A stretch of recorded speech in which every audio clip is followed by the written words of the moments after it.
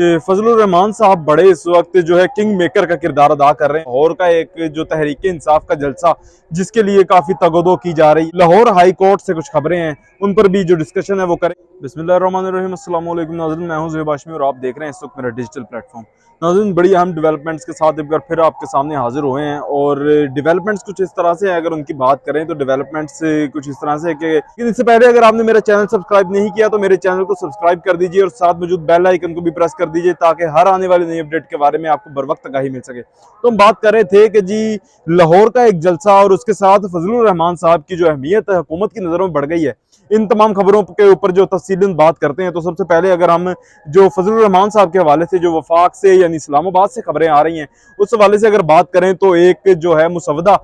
हुकूमत मंजूर करवाना चाहती है पार्लियामेंट में और वो काफ़ी गुज़िश्ता कुछ दिनों से जो है ज़ेर बहस भी रहा। और उसके साथ उस मुसवदे में क्या है और उसके बाद ऐसी क्या वजह बनी कि फजलुर रहमान साहब जिनकी अहमियत अब इतनी बढ़ गई है, जो वो शख्स थे जिनको एक जमात डीजल कहती थी तो दूसरी जमात ने जब हुकूमतें बनाई, पीपल पार्टी के साथ मिलकर जब आपने हुकूमत बनाई तो आपने उस शख्स को किसी खाते में नहीं गिना और आज वो शख्स आपके लिए इतना अहम बन गया है कि आप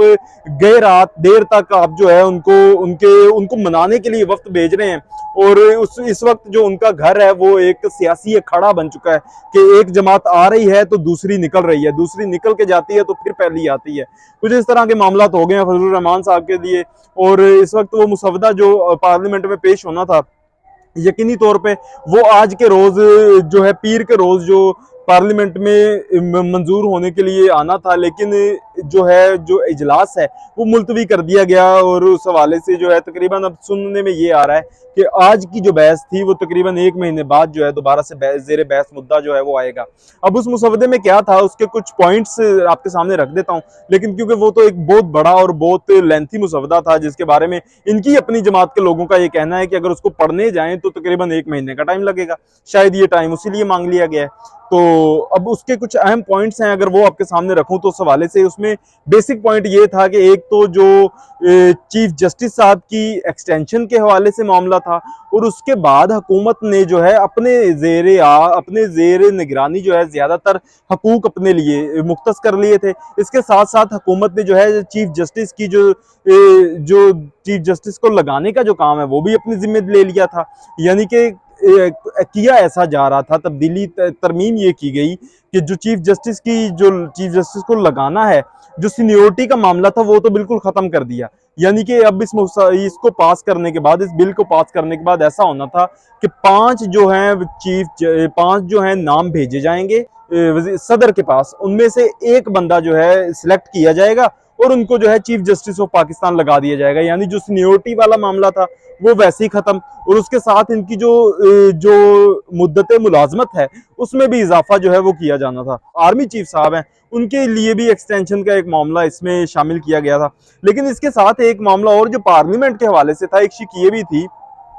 जिस तरह से पहले पार्लियामेंट में होता था कि अगर एक जमात किसी बिल के खिलाफ खड़ी है तो उनमें से अगर 1, 2 या 3 अराकीन जो खड़े होकर वोट दे देते हैं तो उनका वोट भी काउंट नहीं होता था उस जमात दूसरी ओपोजिशन के हक में और उसके साथ साथ उनकी जो डेजिग्नेशन है वो भी छीन लिया जाता था, यानी कि वो पार्लियामेंट का हिस्सा भी नहीं रहते थे। लेकिन इस बिल की मंजूरी के बाद ये भी चीज खत्म हो जाती थी। यानी कि एक जमात अगर यानी हुकूमत को बिल पास करवाने आई है और ओपोजिशन उसके खिलाफ है तो उसके बावजूद जो है आप जो लोग वोट देते हैं आप उनको डिस्क्वालीफाई नहीं कर सकते, क्योंकि इस बिल में ये शिक भी शामिल है। इसके साथ साथ ये तमाम तरह थी जो मुसवदे के हवाले से तफसीलात। और मुसवदे के बाद अब जो है फजलुर रहमान साहब की अहमियत में इजाफा इसलिए हुआ है कि उनके पास 8 सीटें जो है पार्लियामेंट की और 5 जो सेनेट की सीटें हैं और ये जो सीटें हैं वो लिए बगैर हुकूमत के लिए इस वक्त बड़ा चैलेंज बन गया है कि हुकूमत ये सीटों के बगैर जो है इस बिल को पास या इस बिल की मंजूरी नहीं करवा सकती, क्योंकि उनके पास जो सीटों की कमी है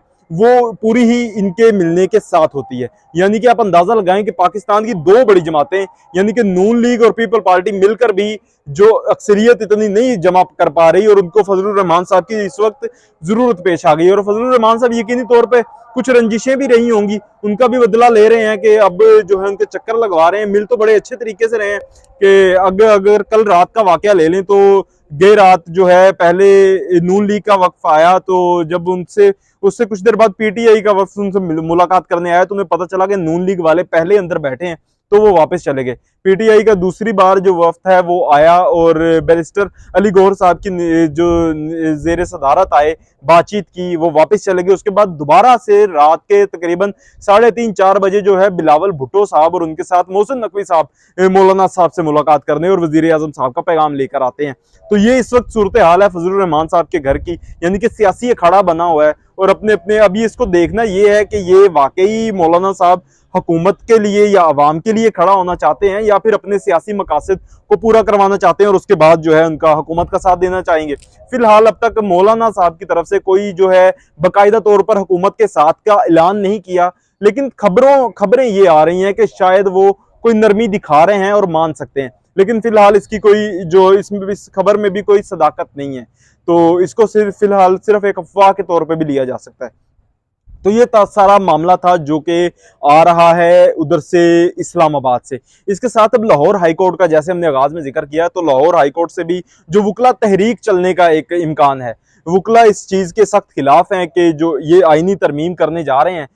जजों की मुद्दत मुलाजमत में, और उसके साथ साथ जो है काजी साहब की एक्सटेंशन के मामले पर, इस पर लाहौर हाईकोर्ट जो है वो इनके खिलाफ खड़ी है। लाहौर हाईकोर्ट का कहना है कि काजी साहब की जो आखिरी डेट है, जो ड्यूटी खत्म होने के दिन है, उसी पर वो घर जाएं, अब उनकी मजीद जरूरत नहीं है और नए जो चीफ जस्टिस हैं उनका अनाउंस करें और उनको आने दिया जाए। वो बाकायदा तौर पर इस मुसवदे के खिलाफ खड़े हैं और उन्होंने ऐलान किया है कि हम हर कोशिश करेंगे कि ये मुसवदा जो है वो पास ना हो सके। तो ये तमाम तर जो खबरें थी मुसवदे के हवाले से और पार्लियामेंट के हवाले से, सेनेट के हवाले से जो वफाक से आ रही थी,